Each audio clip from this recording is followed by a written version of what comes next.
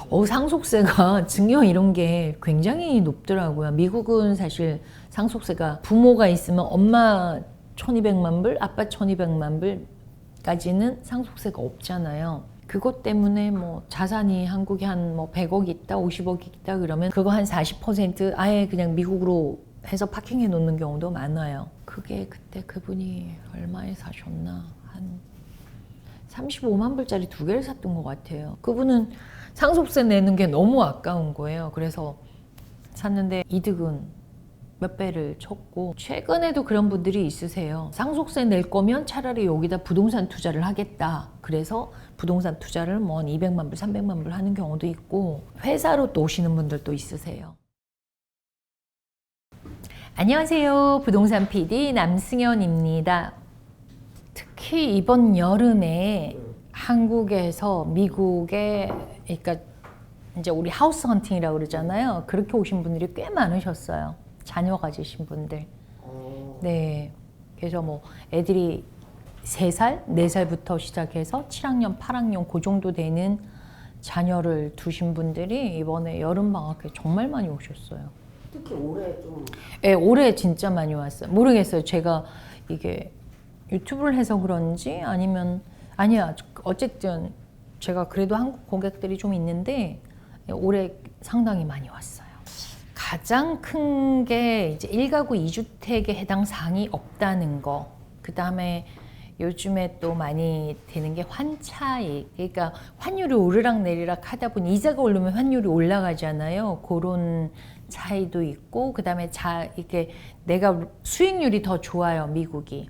예를 들면 똑같은 1밀리언을 투자를 했을 때 미국에 했을 때랑 한국에 했을 때랑 굉장히 다르거든요. 한국은 총 수익률을 계산을 하는데 우리는 캠레이션 순수익을 하거든요. 그거랑 거의 얼추 맞아 떨어지는 것처럼 미국의 수익률이 더 좋다라는 거고요. 제가 아까 조금 전에도 만나고 오신 분이 이제 아시는 분이 얼바인에 사시는 거예요. 그러니까 시세 차익도 한국보다 미국이 더 좋다라고 한국에 계신 분이 그걸 보시니까 실감을 하시더라고요. 그래서 미국은 투자를 할 때 2마리 토끼를 다 잡는 거예요. 시세 차익도 받고 수익률도 좋고, 그리고 이제 그 취득세가 없습니다. 네. 집을 살 때 취득세 보통 한국은 6% 이상인 것 같더라고요. 근데 그러면 예를 들어서 1밀리언에 사면 한 6만 불 정도를 취득세를 내야 되는데 이 돈은 내야 할 이유가 없다라는 거가 큰 장점이기도 하고요. 그 다음에 이제 포트폴리오 차원에서 또 미국 부동산에 투자를 하기도 해요. 어쨌든 미국 부동산은 가장 좋은 것이 안전자산이잖아요. 그래서 뭐 내가 베트남에 투자를 했다면은 어찌 보면 신뢰도가 조금 떨어질 수 있지만 미국에 하면은 내 재산에 어떤 손해를 볼 수 있는 그런 룸이 훨씬 작다라고 보기 때문에 재산에 대한 자유로움이 굉장히 큰 것이고, 그 다음에 아까도 얘기했지만 1가구 2주택이 아니라 1가구 1000주택이 돼도 어떤 페널티도 없고 불이익이 없습니다. 단 내가 살고 있는 집에 대해서는 굉장히 많은 권리와 이런 혜택을 주는 게 많고요.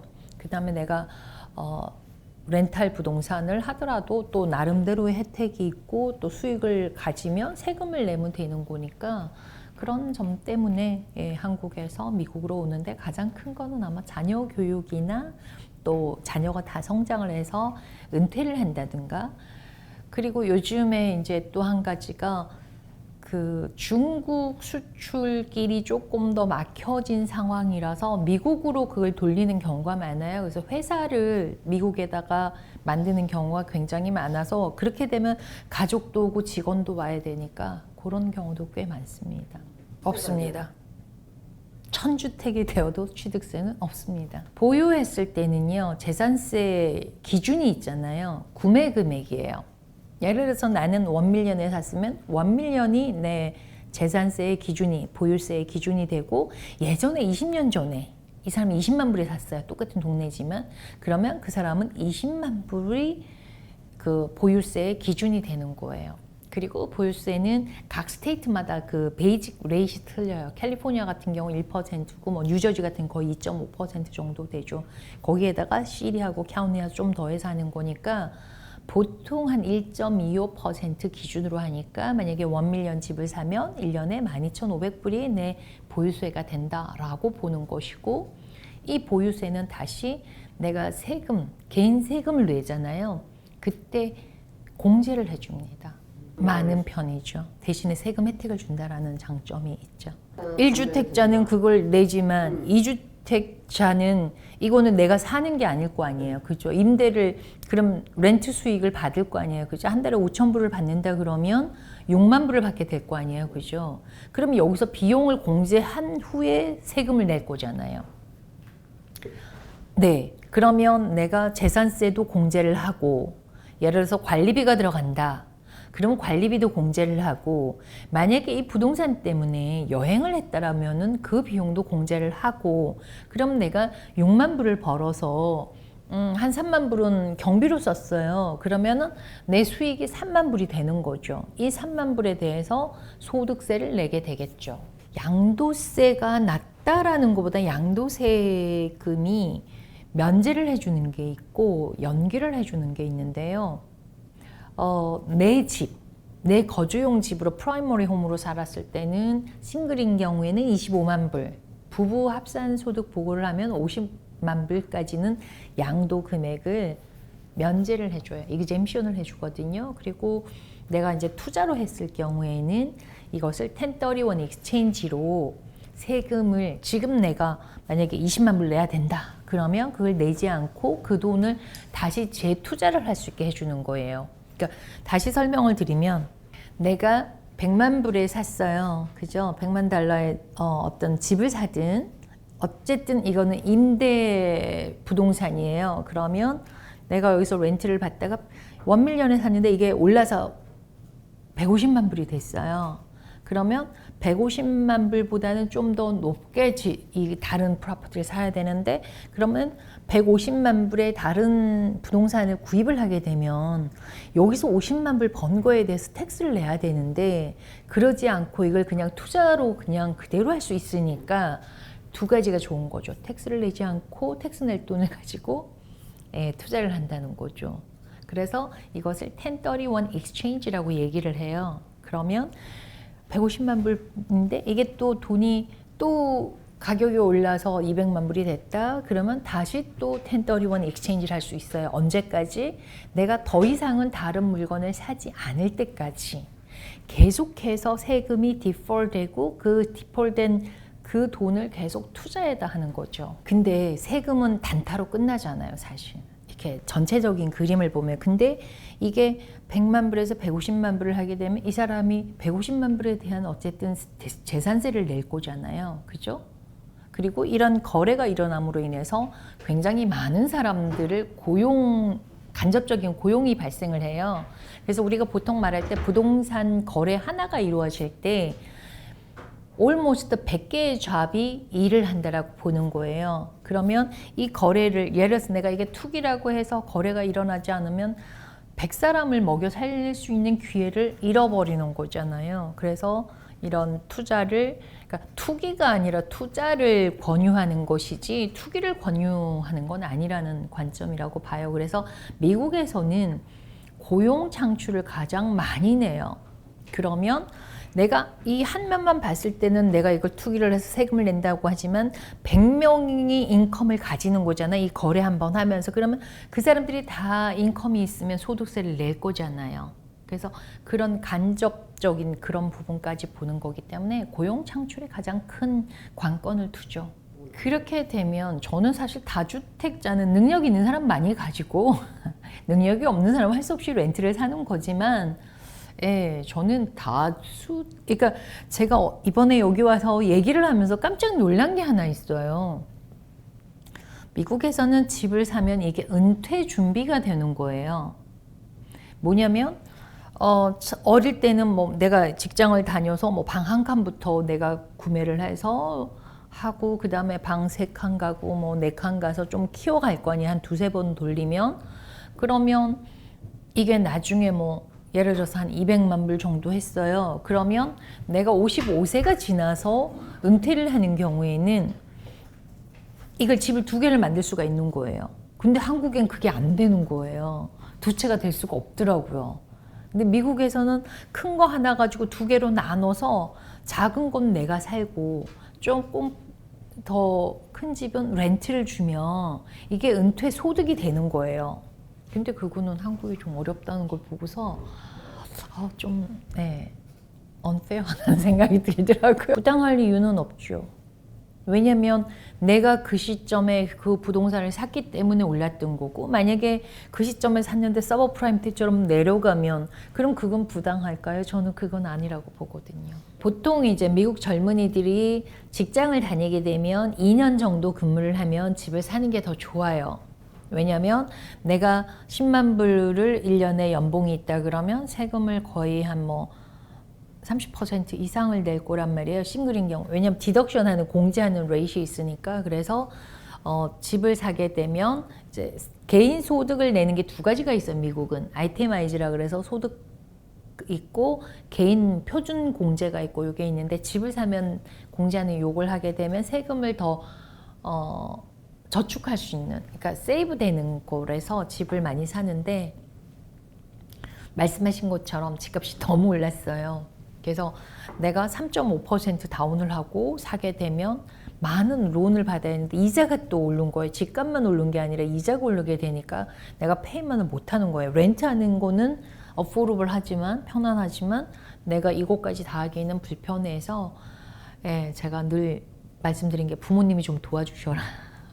또는 투자를 좀 당분간이라도 다운 페이먼트로 준비를 해라라고 얘기를 하는데, FHLO라는 것은 페더럴에서 해주는 그 퍼스트 홈 바이어에게 주는 베네핏이에요. 이것은 3.5%만 다운을 해도 집을 살 수가 있어요.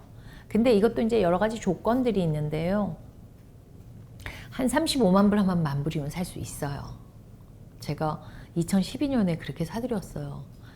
정말 그분은 럭키하셨죠. 그러니까는 만 불 들여서 지금 90만 불 하니까 얼마나 많이 이득을 가졌는지 알 수 있을 것이고, 그리고 이게 어려울까 그랬는데 또 한 2018년인가요? 그때는 60만 불 정도 조금 안 하니까 이분 한 2만 불 가지고 또 집을 사셨고, 그리고 되게 좋은 게요.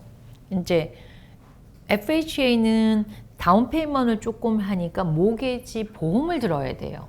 모게지 인슈런스를 들어야 되니까 모게지 플러스 인슈런스를 내야 되는 약간의 부담감이 있긴 한데, 이렇게 사신 분들은 다시 리파이낸스를 통해서 에퀴티가 쌓인 거예요. 예를 들어서 내가 35만에 산 게 55만이 되면 에퀴티가 쌓여서 20%가 넘어가야지 모게지 보험을 안 내요. 은행에서 볼 때. 그러니까 다시 리파이낸스만 하면서 모게지 보험이 없어진 거예요. 그리고 돈을 벌고. 그렇게 제가 계속해서 이렇게 가이드를 해드리거든요. 그런 점들이 정말 미국은 부동산 제도가 좋다 이런 생각이 드실 건데요. 요즘 같은 경우에도 1밀리언짜리를 3만 5천 불이 있으면 3.5%니까 살 수가 있어요. 그쵸? 3만 5천이면 한국 돈으로 어느 정도 나오죠. 근데 다만 DTI 데트 레이쇼라 그러는데, 이게 이제 우리 보통 커머셜에서는 DCR, DSCR이라고 얘기하고 레지던셜에서는 DTI라고 얘기를 해요. 똑같은 말이에요. 부채 비율인데 내가 얼마를 벌어야지 은행에서 융자를 해주는 거예요. 융자 금액이 나오는 거예요. 그러면 융자 금액과 내가 다운 페이먼트 하면은 이게 구매 금액이 되는 거죠. 예를 들어서 내가 1년에 10만 불을 번다 그러면 그거에 3분의 1로 계산을 하시거나 그렇게 하면 돼요. 그러면 10만 불이면 3만 불 정도를 내가 모게지 페이먼트를 할 수 있겠구나 라고 보면 되는데, 모게지 페이먼트이 그러면 3만 불이니까 한 3천 불이 좀 안 되겠죠. 그러면 이 사람은 그거에 맞게 그만큼만 융자가 나오는 거죠. 근데 예를 들어서 3%일 경우에는 한 2,500불, 한 50만 불이 나왔어요. 근데 지금은 한 30만 불 정도밖에 안 되는 거예요. 그러니까는 집을 살 수 있는, 바이어가 집을 살 수 있는 금액이 낮아지는 거죠. 그래서 내가 예전에는 50만 불 받을 수 있었는데 지금은 30만 불밖에 못 받아. 그러면 내가 20만 불 정도 인컴이 소득이 돼야지 좀 더 큰 집을 살 수 있는 거예요. 그래서 지금 3.5% 다운을 하고 다운 페이먼트를 하고 융자를 받아서 산다면 20만 불 정도의 연 소득이 돼야만 그렇게 살 수 있다라는 계산이 나오죠. 영주권자이거나 시민권자, 그러니까 결국 내국인이라고 표현을 제가 한다면 3.5% FHA 론을 받아서 집을 살 수가 있어요. 단 first home buyer여야 돼요. 근데 많은 분들이 나 생애 처음 집을 사요. 그거나 내가 4년 전엔 집이 있었어요. 근데 팔고 3년 전부터는 집이 없어요. 이분도 first home buyer예요. 첫 구매자라고 간주를 하는 거죠. 그러니까 한 번도 없었거나 3년 전부터 집이 없으면 똑같다라는 얘기예요. 네. 그래서 이제 그 페더럴 정부에서 퍼스트 홈 바이어한테 3.5%를 다운하고 집을 살 수 있게 해주는 제도이고요.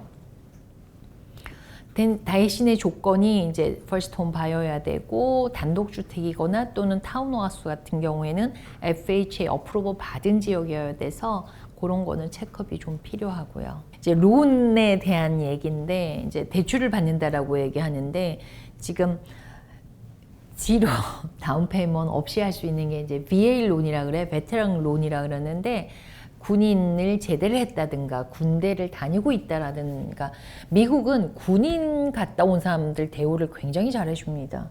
학교를 가더라도 뭐 학비를 거의 면제를 해준다든가 굉장히 낮춰주고 무슨 공원 같은 데는 거의 프리로 들어갈 거예요. 그래서 마찬가지 집을 사는 데 있어서도 VA 론으로 해서 다운페이 없이 살 수 있어요. 더군다나 여기는 모기지 보험 없이도 해줍니다.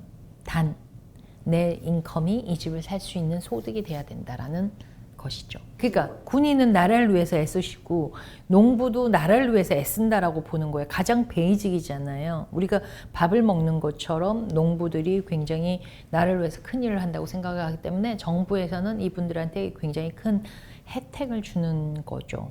그렇게 산 분들이 꽤 있으세요. 2012년부터 사실 미국 부동산이 이제 상반기 지나고 하반기 딱 접어들면서 부동산이 오르기 시작했는데 한 35만에서 40만 정도 되는 분들은 거의 다 3만 불에 집을 사셨어요. 어렵지 않게. 어떤 분은 의료직 계시는 분도 있었고 어떤 분은 직장 다니시는 분도 있었고 워낙 많아서 그러니까 인컴이 소득이 돼야 되는 거예요. 예를 들어서 내가 30만 불 살 때는 뭐 9천 불이 뭐 만 불이면 되잖아요. 그러면 내가 론 어마운트가 작으니까 LTV가 작으니까 소득이 좀 작아도 될 것이고 그렇다면은 내가 좀 싼 동네에 가면 이게 3.5%가 아직도 가능하다는 얘기가 되겠죠. 예를 들어서 뭐 약간 외곽으로 가면 60만 불에 살 수 있다. 그러면 지금도 2만 불에 집을 살 수 있는 기회가 있는 것이고 내가 좀 좋은 동네에 살아야겠다 그러면은 150만 불씩 있으면은 그만큼 페이먼트를 뭐 한 달에 7천 불, 8천 불 해야 되니까 그만큼 인컴이 많아야겠죠. 네. 그래서 인컴이 많다는 거 보면은 요즘은 거의 의료직이나 그다음에 그 엔지니어들 하시는 분들이 인컴이 또 굉장히 좋으시더라고요. 예. 그 직업에 따라서 또 이런 네, 인컴이 있으니까 인컴만 확실하면 다운 페이먼트를 적게 해도 갚을 능력이 있다라고 보는 거죠. 그러니까 한국과 가장 큰 차이점이 미국은 30년 고정이잖아요. 내가 지금 집을 사면서 3%의 론을 받았으면 그대로 30년 쭉 가는 거예요. 그러니까 내가 지금 3,000불 내고 있으면 30년 동안 3,000불을 내는 거지 갑자기 올라가질 않는데 한국은 이게 어저스터블이더라고요. 그러니까 3,000불 내다가 갑자기 4,000불 내야 되고 5,000불 내야 되니까는 out of my control이 되는 거잖아요. 그러니까 그게 두려운 부분이 될 수 있는데 예를 들어서 미국에서는 잡을 잃지 않는 이상은 뭐 이거를 디폴트가 날 확률이 많지가 않다라고 보는 거고요. 예, 만약에 내가 이게 디폴트가 나도 뭐 잡이 요즘은 그래서 실업률을 많이 봐요. unemployment rate를 보는데 아무리 3,000불이라도 내가 하나도 인컴이 없으면 이 돈을 못 낼 거잖아요. 근데 워낙 실업률이 좋으니까 낮다 보니까 잡이 없어서 내가 이 집을 킵을 못 한다라는 게 힘들 것이고 또 내가 지금 내고 있는 내가 내 소유 집을 가지고 있는 요 페이먼이 내가 못하게 되면 어디 가서 렌트 집도 구할 수가 없는 거예요. 그러니까 예전에, 그러니까 3, 4년 전에 집을 산 사람들의 이 페이먼트로 다른 집의 렌트 비용보다 더 낮은 거예요. 그래서 움직임이 없어요. 네. 예를 들면 내가 집값이 지금 좋을 때 팔고 내가 렌트 가서 좀 살다가 뭐 다시 집값이 어떻게 조정되면 사야지 이런 생각을 할 수가 없는 거죠. 은행에서 돈을 빌려줄 때는 절대 그냥 빌려주진 않잖아요. 그러면 내국인 같은 경우는 뭘 보냐면은 부동산을 담보를 보는 거고요. 그리고 개인의 신용을 보는 거예요. 이 신용이라는 것은 무엇이냐면, 그러니까 이 담보로 보는 건 부동산 가치 감정을 할 것이고, 개인의 신용을 보는 것은 소득이 있는지 세금 보고 신고서를 보고요. 그 다음에 급여 명세서도 봅니다. 그리고 다운 페이먼트를 얼마를 할 수 있는지 은행 잔고 증명 같은 걸 보게 되는 거, 스테이트먼트를 보게 되고, 그 다음에 크레딧을 보게 돼요. 크레딧은 우리 왜 학교 다닐 때 성적표 같은 거일 테고요. 그래서 어떤 분은 뭐 크레딧 라인이 하나만 있어. 그래서 국영수 중에 하나만 잘해서 대학 못 갑니다. 제가 그러는데, 그러니까 예를 들면 크레딧 라인이 뭐 한 3개 정도 있어서 최소 2년 이상은 그것을 잘 관리를 해왔어야 돼요. 뭐 크레딧 라인이 10,000불인데 10,000불 끝까지 쓰고 이렇게 되면 크레딧 점수가 떨어지거든요. 그래서 760점 이상이 되어야지. 그러니까 페이먼트 밀리지 않고 잘 갚고 라인을 잘 쓰면 그게 한 760점 정도 되는 거예요. 그러면 은행에서 봤을 때 이 사람은 그동안 자기 관리를 잘 했구나 라고 보기 때문에 은행에서는 론을 잘 주는 건데, 만약에 500점 이하다 이러면 뭐 크레딧 카드도 30일 보통 보는데 뭐 한 60일 돼서도 페이먼트를 안 해서 뭐 디폴트가 났고, 또는 뭐 파산을 했다든가 뭐 아니면은 뭐 어떤 컬렉션이 걸렸다든가 뭐 이런 게 있으면 그 기록이 다 남거든요. 뭐 차를 샀다가 페이먼트를 안 했다. 그러면 점수가 계속 떨어지는 거예요.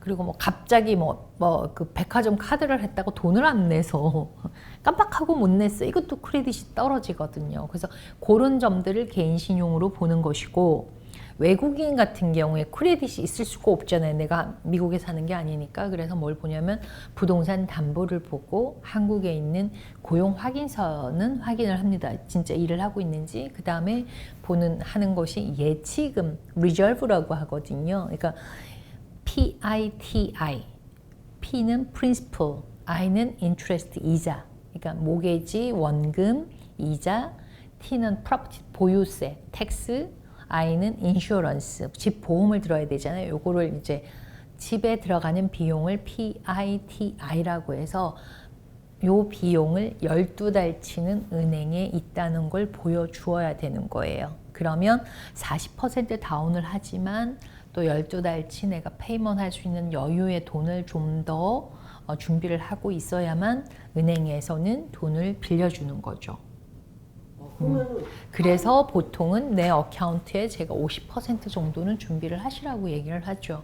그럼 미국에서 집을 사려면 자기 돈, 그러니까 전체 주택 가격의 50%만 있으면 집을 살 수 있는 거네요? 네, 한국에 있어도? 네. 그럼 이런 그럼요. 방식으로 지금 한국인들이 네, 많이 사셨어요. 네. 그래서 그분들이 지금 집값이 올라서 이렇게 되죠. 일단은 미국이 좋다는 얘기를 듣고 하시는 분들도 좀 있으시고요. 또 이제 자녀가 있어서 그렇게 하시는 분들도 꽤 예전에 뭐 유학을 해서 자녀분을 낳아서 애들은 거기다 학교를 다니고 뭐 기러기 끝나고 가신 분들도 굉장히 다양한데요. 그냥 투자하시는 분들도 그렇게 많이 하세요. 거의 100만 불에서 200만 불 정도가 가장 많으세요. 그리고 이제 학군 좋은 데를 많이 찾으세요. 예, 학군이 좋다라는 거는 렌트하기가 좀 수월하다는 얘기니까, 예, 얼바인 쪽 많고요. 플러튼 쪽도 많고. 보유하면 보유세 내면은 카운티에서 보유세 받을 것이고요. 차별 없어요. 전혀 없어요. 단 한 가지. 내국인과 외국인의 세금의 차이가 딱 하나 있어요. 원천 징수를 한다라는 건데요. 내국인도 원천 징수를 해요. 투자 부동산인 경우에는. 근데 외국인은 그 레이트이 조금 더 높다는 거죠. 네.